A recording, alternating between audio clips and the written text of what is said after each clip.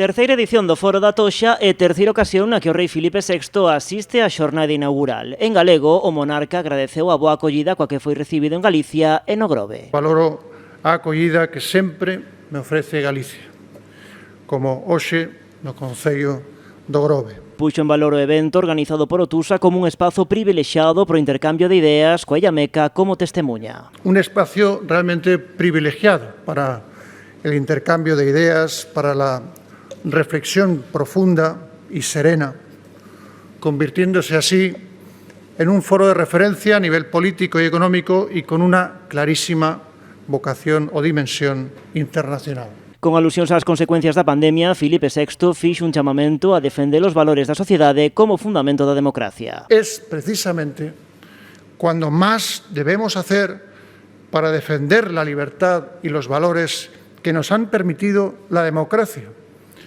cuando más hay que avanzar en la construcción de sociedades abiertas.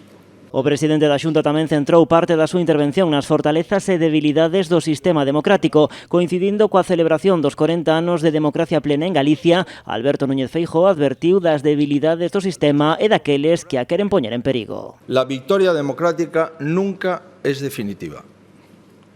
Tampoco lo es la derrota de las corrientes autoritarias. En la odisea democrática, los cantos de sirena de los populismos no cejan en su intento de hacer naufragar la nave democrática.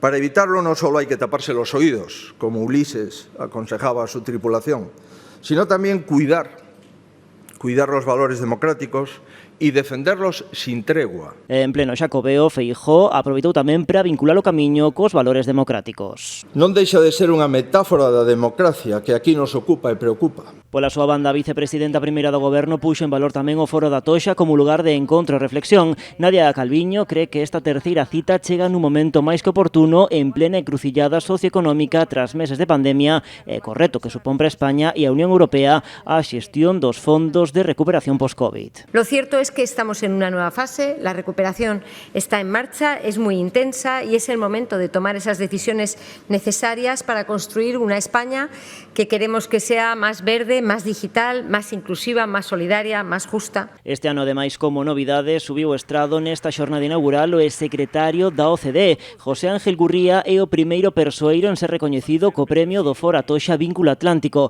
Nesta xornada inaugural tamén participaron como poñentes o ministro de Asuntos Exteriores, José Manuel Álvarez, e o ministro dos Negocios Estranxeiros de Portugal, Augusto Santos Silva. No público tamén os expresidentes Rajoy e González. Será mañá ao mediodía cando manteñan o seu xa habitual diálogo no marco deste foro que se vai prolongar ata o vindeiro venres. Por su apoyo, señora vicepresidenta primera, gracias por estar aquí.